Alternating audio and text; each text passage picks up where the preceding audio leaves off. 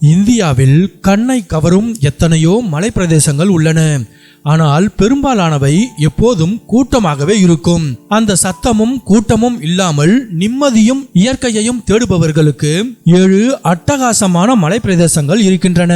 பெரும்பாலான இந்தியர்களுக்கே தெரியாத அவை என்னென்ன என்பதை பற்றி இப்போது பார்ப்போம். கொடைக்கானலுக்கு மேலே மேகங்கள் தவழும் உயரத்தில் ஒளிந்திருக்கும் அழகிய ஊர்தான் வட்டக்கானல். இயற்கையை நேசிப்பவர்களுக்கும் அமைதியை தேடுபவர்களுக்கும் இது ஒரு சொர்க்கம்.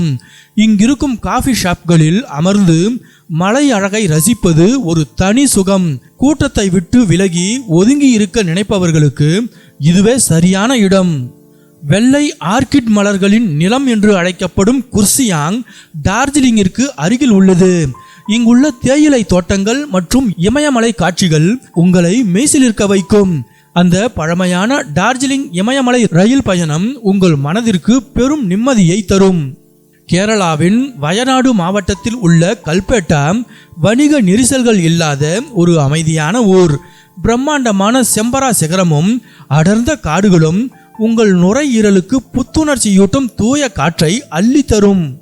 காஃபி தோட்டங்கள் மற்றும் பழங்குடியின கலாச்சாரத்திற்கு பெயர் பெற்றது ஆந்திர மாநிலத்தில் உள்ள அரக்கு பள்ளத்தாக்கு.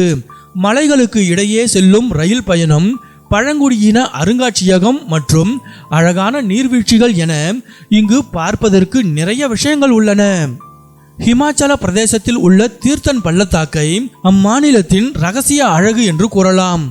பனி படர்ந்த மலைகள், தெளிந்த நீரோடைகள் மற்றும் பசுமையான புல்வெளிகள் என இது ஒரு கனவு உலகம் போல இருக்கும்.